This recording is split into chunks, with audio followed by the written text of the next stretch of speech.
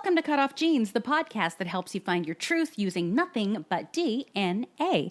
I'm Julie Dixon Jackson, and I'm a genetic genealogist, henceforth known as a Gen Genie. I am Richard Castle, the producer and co-host of this wonderful podcast. We are on episode 47, Julie. Criminy. 47 weeks? Yeah. It's almost a year. Yeah. That's crazy. It is crazy. How do we do it? I don't know. We just, you know what? We really like to talk. It's a labor of love, really. Yes. But, you know, we never run out of things to talk about when we're together. So we could do this for years and years and years. That is true. Eventually, we won't be talking about DNA at all. No, we'll move on to other letters. We'll do we could do one about the FBI, and we'll just still fill up 52 weeks. Other of that. letters. Ooh, that would be a good idea for podcasts. Just things that are acronyms. Oh, there's so many. Like me, I'm a JGG. Jewish. Nope. What? No. What? Junior Gen Genie. Oh. Jewish? My goodness, who knew I had an anti-Semite across the table from me? Just saying Jewish makes me an anti-Semite. Not at all. You know what? I'm one too. You know what I am? What are you? No, I have my own acronym. Oh, an acronym. Okay. I'm a MILF. Oh, are you really? No, I am not. I couldn't go with that at all. She's like, I just can't pull that off. Yeah, I can't. Not anymore. There was a time, I will say. Yeah, I'm a mother that you might consider doing that to, but not mother that you love to. Look it up, people, and then don't write in. Somebody came up with the father version of that the other day on Twitter. Oh, really? Yeah. Do you know what I'm talking about? I don't. Well, so it's just filth? yeah. Only it's, never mind. It was a whole other thing, but I'm not going to go there because I don't want people thinking about dirty words. Tune into our next podcast when we talk about dirty acronyms. Dacronyms. Ooh, daiquiris. And we'll just we'll do a video podcast of that. We'll be sipping daiquiris as we talk about it. Yeah. Why don't we sip daiquiris while we talk about DNA? Nobody would know. Oh, they'd hear the straw. Yes, because that's how I drink out of a straw. Like in a cartoon. We'll use the paper straws because we want to be environmentally friendly. Yes, that turn to mush. That turn to mush in your mouth. Yes. They're actually better than they used to be. Oh, I bet they are. You know, like I've had some paper straws in restaurants, and they have a longer shelf life than the ones you remember as a child. A longer spit life. A longer spit life. Either that or I'm just got dry mouth and I can go all day with it. Do you see how we just did a full circle back into DNA testing? Yes. Somebody is going to steal my straw. Well played. And find out, that I'm, I don't know. The Zodiac Killer. Zodiac Killer. You're a Zodiac after all. But I'm only the Capricorn part. I'm a Capricorn killer. The Capricorn Killer.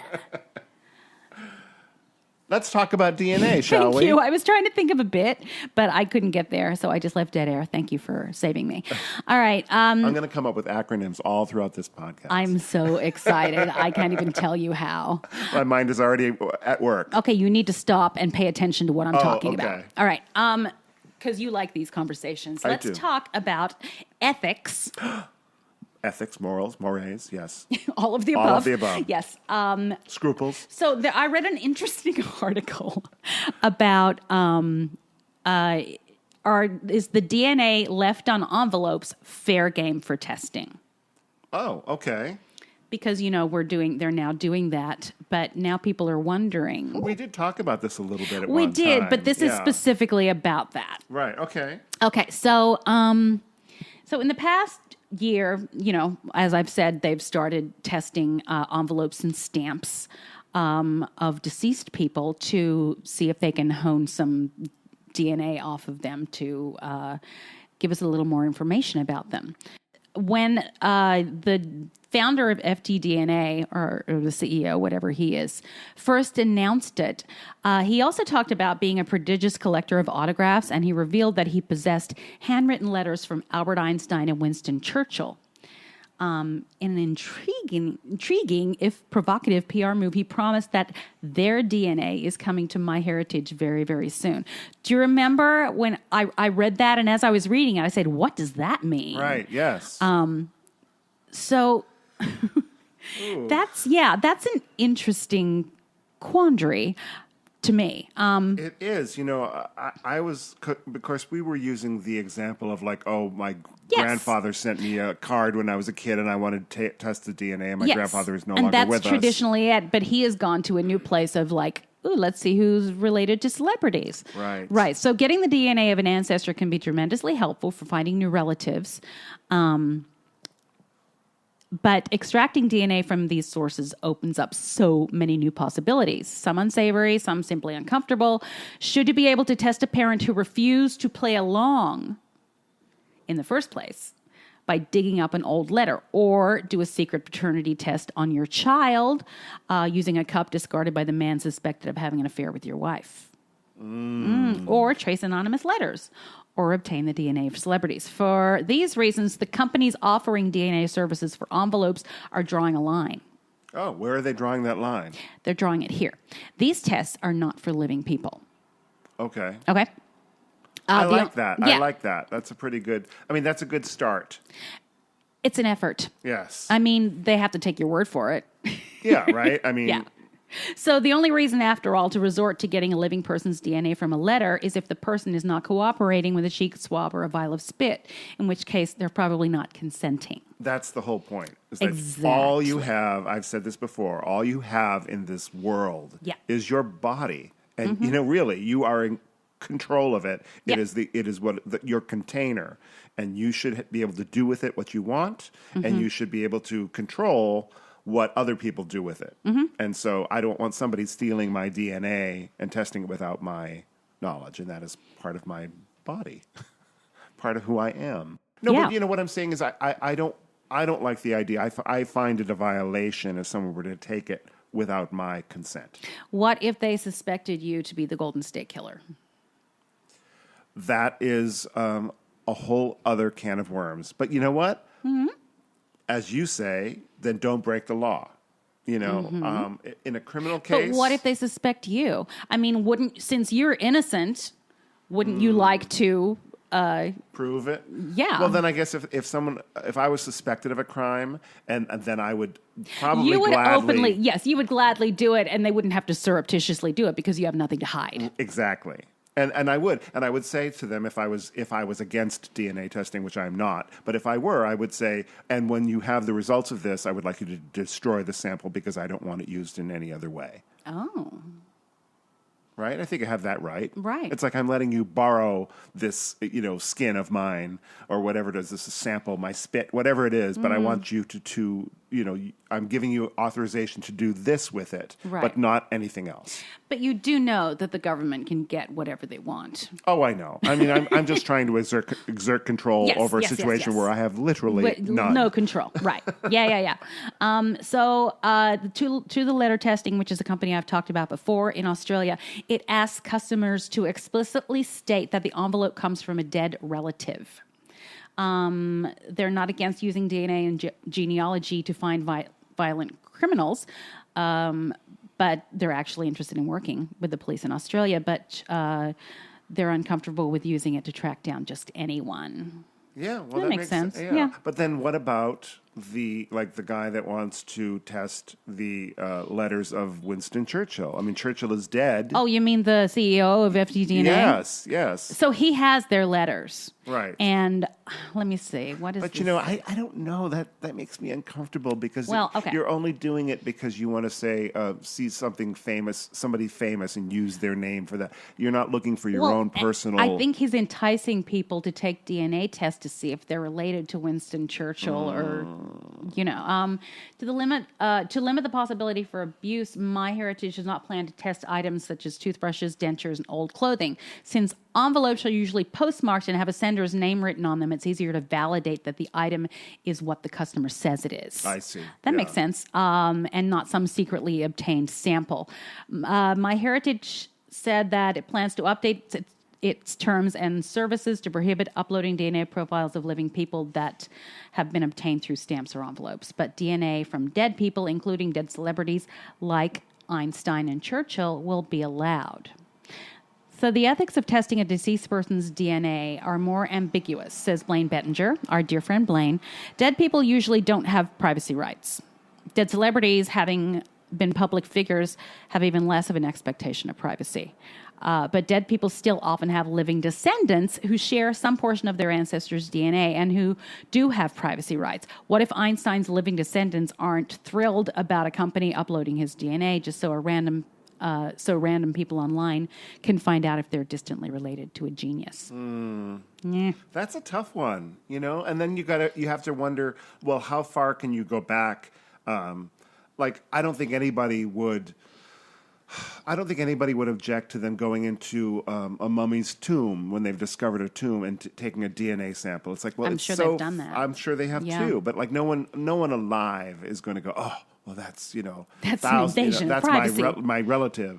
But Churchill is still. There are still living relatives, descendants of Churchill that are around, and so I wonder, like, where is the cutoff on that? I would think like there's also a lot more of celebrity artifacts because people by nature collect celebrity things that celebrities have licked and touched, what have you. Right. My Barbara Streisand popsicle stick is a good example. I don't have a Barbara Streisand popsicle stick. I just wanted to throw that out there. I love that story so much. Oh my gosh. My BSPS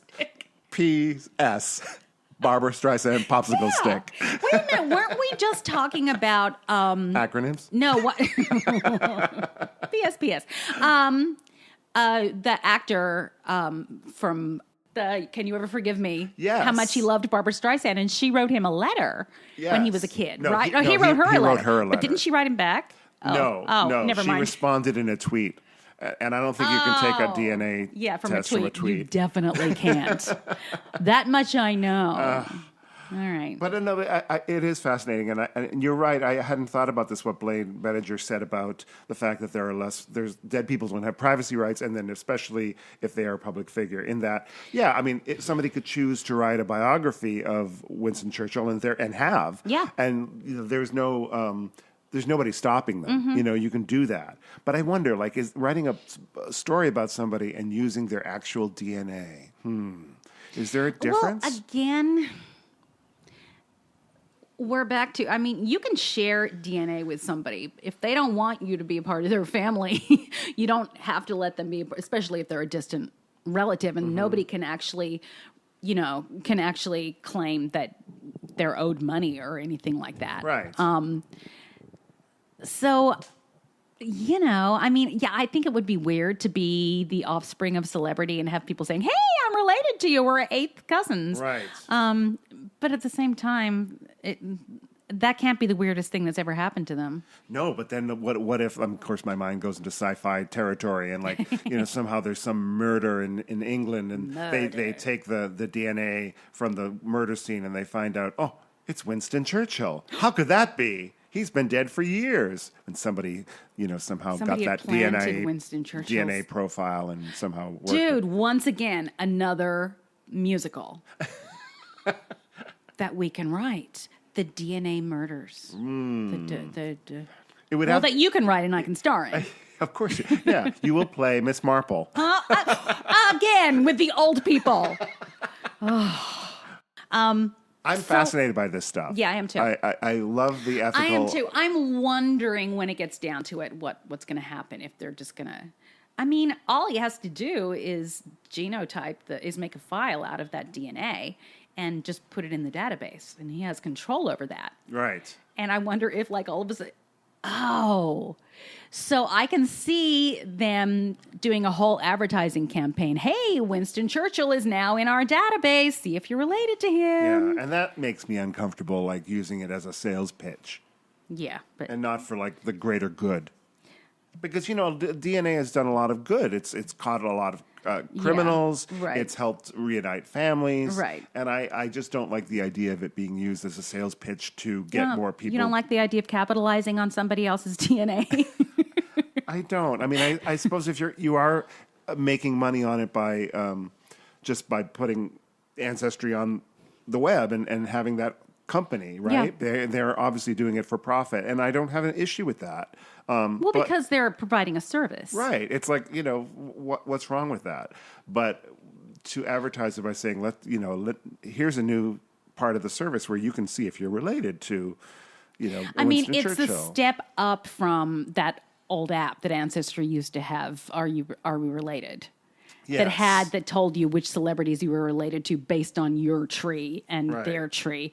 Which, I mean, if that were true, I have so many celebrity relatives. It's absurd. Right. Like several presidents. So Wow. I don't know how that happened. I don't either. Yeah.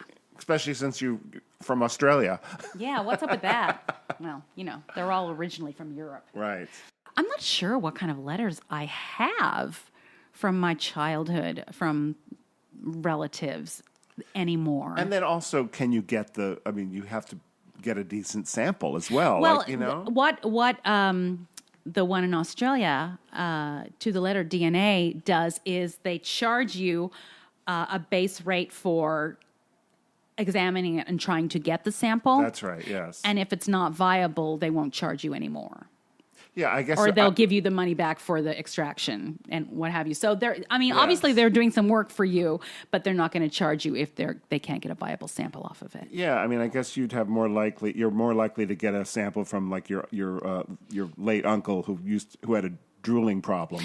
Indeed. Who drooled all over his postcards. Truman Capote, for example, would have been a great person. Right. If anybody has a letter from Truman Capote, they have gold. Yeah, exactly.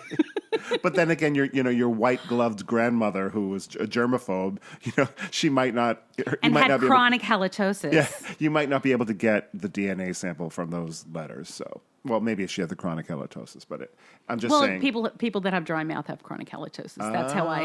Oh my God, that's taking an extra step, Julie. That's what I do, Rich. On that note, Let's take a break. if you're enjoying Cutoff Genes, please subscribe, rate, and review. Now back to Julie and me. Hey, Rich, I think I've done a sort of a description of how to share your DNA results with somebody so that they can look and see how you match with other people as well. On the specific sites. On yes, Ancestry. yes. Just Ancestry is the only one, actually, that you can do that with. Without actually getting somebody's password and Right. username and all that stuff. So, and I've kind of described it before. I find myself having to do this all the time because people have to share their DNA results with me Right. when I'm helping them. But Leah Larkin has a website called The DNA Geek, and I found that she has step-by-step instructions of how to do it. And it's very succinct, so I'm going to actually go through her instructions and then add a little bit of color of my experience to add to that. But I think this is very succinct and something to have in your back pocket. Great. All right. So here we go. So somebody wants to see your Ancestry results. Number 1, from any screen within your Ancestry account, click on DNA at the top bar of the browser window and select your DNA results summary. Click. Okay. Now it's going to take you to your main DNA page. At the top right of the next screen, click on the settings button. Guys, the settings button is on the upper right, and it looks like a steam pump cog. Cog. Yeah. Yes, or a gear, or whatever they call those. Click on that. It takes you to a next page. You scroll down on the next page until you reach a section called DNA, Ethnicity, and Matches Access. Click the blue Add a Person link. Then you designate a role for your guest. They can be a viewer when they can just see your ethnicity estimates and match list the same way you can, but can't do anything else. A collaborator can see your results and add notes, stars, and color groups, and link your DNA results to a tree. A manager can do all of the above, as well as download your raw DNA data and upload elsewhere. Okay. And that's what I usually ask for people to do for me, because often if they haven't themselves uploaded to GEDmatch, I like to have the option to do that if I'm having difficulty. Of course, I have to get their permission first. Of course. Of course. Because you are an ethical person. That's right. Only give manager status to someone you trust implicitly. Who is ethical. Like me. Finally, click. Not me. No, absolutely not Rich. He is anti-ethical. No, I'm actually very ethical. I'm just not that trustworthy. Right. You're just kind of dopey. I find that line between ethics and trust very difficult. Interesting. Me too. No, I'm very ethical. Yes, you are. However, I think when I'm also pretty trustworthy, but I'm also a little scatterbrain, and so I wouldn't want to be like held into somebody's trust where I forget something and I'm an idiot. You're preaching to the choir. Yeah, right now, so there you go. Yeah. If I'm not trustworthy, it's not out of my dubious ethics. Yeah. It is because I'm scatterbrained. Yes. Yeah. There you go. That has happened to me several times. Yeah. Once It's like specifically. when you forget that you're keeping a secret and then you blurt it out, quickly. That happens. See? Yes. But I'm interrupting your step-by-step instructions. You are, and we're up to the final one. Oh, okay, because I don't want to, digress and then, I don't want to confuse people. So what's the final step? Finally, click the Send Invitation button. Your guest will receive an email with instructions on how to proceed. If the email falls into the wrong hands, don't worry. Your results remain protected because only your guest can use the invitation, and they have to log into Ancestry again, even if they're already logged in to accept it. And one more thing, if you ever want to remove a guest's access, follow the steps described here to get to the DNA ethnicity and matches access panel and click the little gray X beside their name. That sounds easy the way you describe it. Yeah. Well, she describes it. She's much more succinct than me. I see. I've done a version of this before, I think, but I think it's always good to have a refresher. I think you also told people they can watch, go to YouTube and look at some of these. Somebody could actually walk you through it. I always direct people to YouTube. Sure, because, it's easier to see that stuff, right. Than it is to... I watch so many tutorials on software programs that I don't understand, and it's just watching the screen... is so much more helpful. I've learned how to do everything on YouTube. I can do a perfect updo. Well, I am a hairdresser, but I get ideas. I'm like, please tell me that has something to do with hair. Yeah, it does. Yeah. It does. That I'm going along with our acronyms. That's a perfect PUD. Perfect updo. PUD. Oh, PUD. That's a terrible word. I'm never going to use that for that. Yeah. Would you like a PUD? Everybody's doing it. So I recently spent a little time building a quick and dirty tree for someone who'd asked me to help her to figure out who this mystery line of relatives are. Okay. She said she had a pretty hashed out tree. She thought she knew everybody in her tree, but she couldn't figure out this one line and how they connected to her. There were 3 or 4 people and many beyond that are connected to each other, and there were 3 names that were repeated amongst them. Okay. So it's a very specific line. So I built a tree based on a couple that is in a few of them, which was the smartest place to start because obviously they're central to this. Yes. And then expanded on that using Ancestry hints. After a few hours, I was able to connect all 3 names and showed where they had connected through a marriage. So I connected all 3 of them together. But there were still no common names from the original tree. So I noticed that she had expanded her tree up and had put siblings in there, but she hadn't put the siblings' marriages and who they married and then going down from there. So those are names that should be in her tree because they would have the name, especially if they're women, they married a different name. Right. So that's expanding your tree out and down. Okay, gotcha. Does that make sense? Yes. So I'm waiting for her to say, bingo, I got it, because she needed to get the marriages of all those siblings and all those generations. And I think that's where her answer lay. So that's why we do it. A lot of people, they're like, I don't care about who, my 4th uncle married or my 4th great uncle married, blah, blah, blah. But if you're interested in genealogy, and figuring out how people connect, especially if you're doing DNA, that's the way to do it. Yeah, and also you may think that person isn't important to what you need to know, but they could be the key, right? They could be the key. They could also help others, and it's just a really cool way to see how we're all connected. Right. If if you're so inclined. If you're into it, and I think you probably are if you're listening to the Yes. Cutoff Genes podcast. That's right. I'm becoming increasingly more interested the longer I co-host. Yeah, huh? You still haven't taken a DNA test. My God. Anyway, so yeah, the bottom line is any child from a marriage of a sibling of a direct ancestor to you will share some DNA based on the fact that one of their parents shared a direct ancestor with you. Gotcha. Boom. So that's important. There is DNA there. Yeah. That's all I have to say about that. Well, then I think on that note, we should take a little break. Let's do it. Thank you for listening to Cutoff Genes, the new podcast starring Julie Dixon Jackson.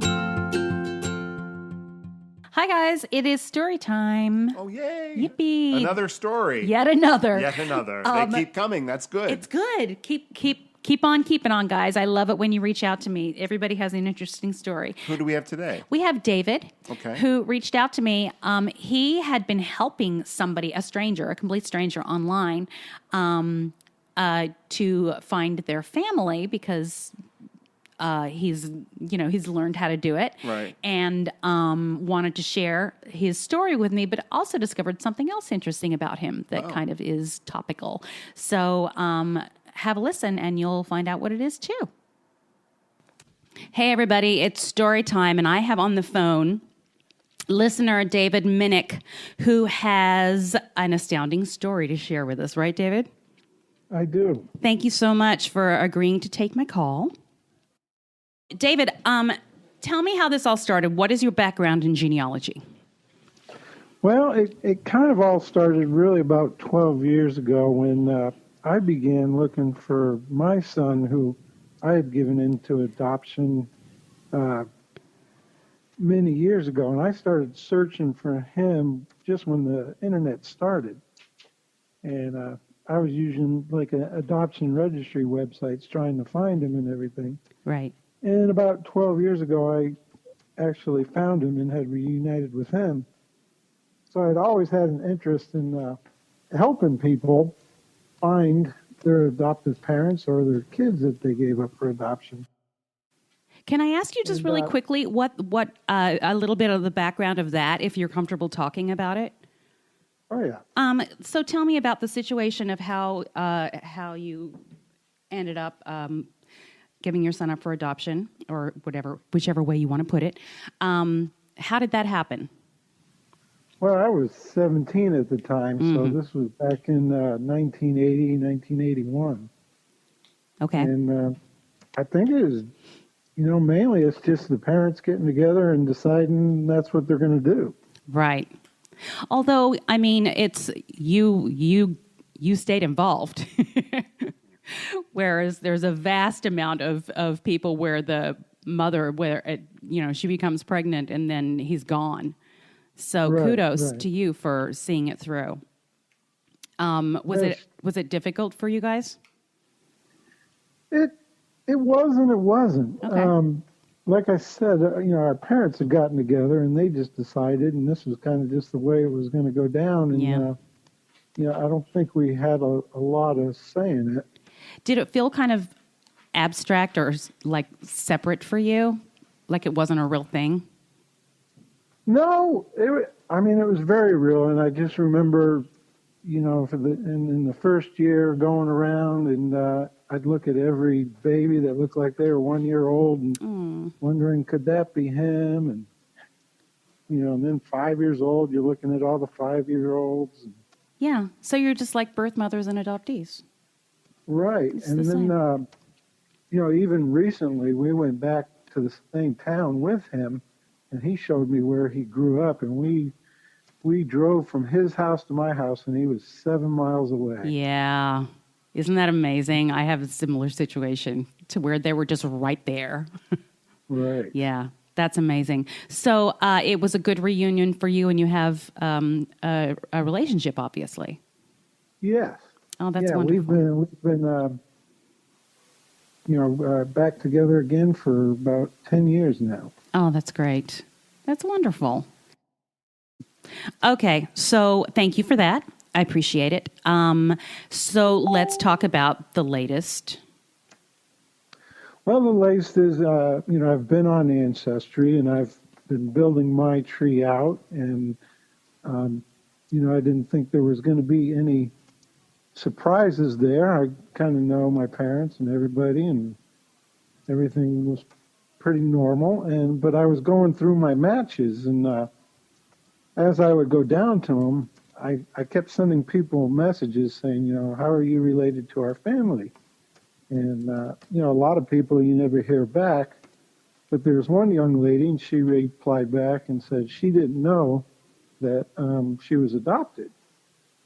And so, of course, that struck my interest because, my own story, and I've helped other people find adopted kids and parents and all that kind of stuff.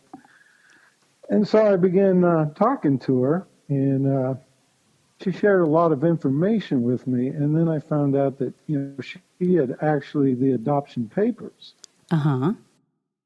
Going back a little bit, had she just found out that she was adopted by viewing her DNA results? No, I think she knew all her life. And okay. She was turning 18, and her mother, her adoptive mother, was actually helping her figure out, her adoptive parent, her biological parents. Right. And they actually had a lot of information. I mean, she had the adoption papers, and it was all this stuff that, they had just used the first letter of the last name. Mm-hmm. And really in about 2 hours after getting all that information on Ancestry, I figured out who her mother and who her father was. Wow. But it didn't explain the connection to me because there was no connection to my family. Interesting. So, how close of a cousin was she to you? She's like a second or third cousin. Okay. Do you remember the centimorgan count or? I do, and it was like I actually had it up here. It was. What does this mean? I just have it on the computer screen right now saying second or third cousin, but I don't see where the count is. But anyways, I started digging into it, and I found her, who we thought was her dad, on Facebook, and her two half brothers, and I thought we were all done, and I was like still trying to figure out the connection, she has to me. Right. And then she told me that, in the adoption papers, it said that her mother was also adopted, her birth mother. Oh, great. Okay. And so then I thought, okay, that must be the connection. So really, I was trying to figure out how her birth mother was connected to us. And turns out that she's not. But I got all the information together, and she was adopted in Kalamazoo, Michigan. And I'm like, well, I know I got some family in Kalamazoo, and it was my grandfather's brother and his 8 children were all raised there. Mm-hmm. And I thought, well, that's got to be the connection somehow. So I started talking to family members, and I started doing the math, thinking that her birth mother was connected to us. But, the dates just weren't matching up. I'm like, oh my gosh, I hope my grandfather's brother didn't, have an affair or love child or whatever. Mm-hmm. But, so it wasn't looking too good because she was born way back. But, so I put all this information together into, a plain text file of here's all the people when they were born and the kids' names and everything. And I started contacting relatives in that area. And they started circulating that information around.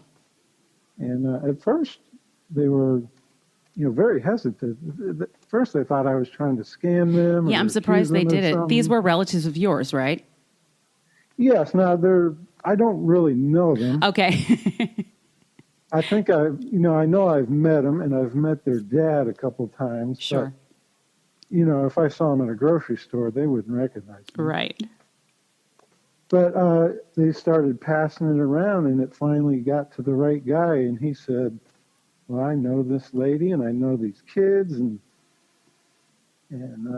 turned out he was the birth father. As it turned out, the birth mother had lied about who the father was on these adoption papers. Gotcha. So on the adoption papers, who had led us to who we thought the birth father was. I see. But it was not him. It was your cousin. Yes. Was he a first cousin? Like is it a second cousin? It's my First cousin once grandfather's removed. brother's son. Yeah, that's a second cousin, I think. Your father's, Yeah, wait a minute, and, your grandfather's brother's son would be your father's first cousin, so he'd be your first cousin once removed. Right. Okay. Yeah, but as soon as he got a hold of that information and he saw the birth mother's name, he said, well, I knew her, and I was dating her for 3 years. Oh, wow. But it had turned out that she had gotten pregnant, disappeared, and had come back and never even told him that she had been pregnant or that he was a father or anything.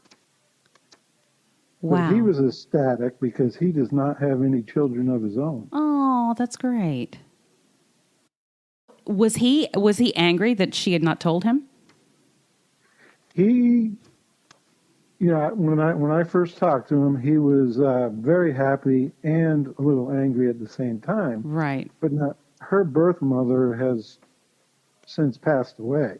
Okay. She's no longer with us, so he's like, on one hand, I'm angry at her, and on the other hand, I'm happy as can be. Yeah, I bet. So how old is he? Gosh, I'm guessing about 60. Okay. And now they have a relationship? They do. And now we're trying to figure out some of her birth mother's relatives. Yeah. That's how far have you gotten with that? Well, not too far, because I'm trying to get her to allow me to be a manager on her Ancestry account so I can get in there and start figuring out all those connections. Yeah, But you need to. no, she said she would. She said she would, and then, it hasn't happened yet. And so I'm not pushing it. I'm Right. just nudging it. Right. Yeah. I just keep nudging. Yeah, just keep nudging. You might want to explain to her what that means too. That that doesn't mean you have control over her entire account. Right. Right. But yeah, and explain to her how important it is that you can see how she matches other people.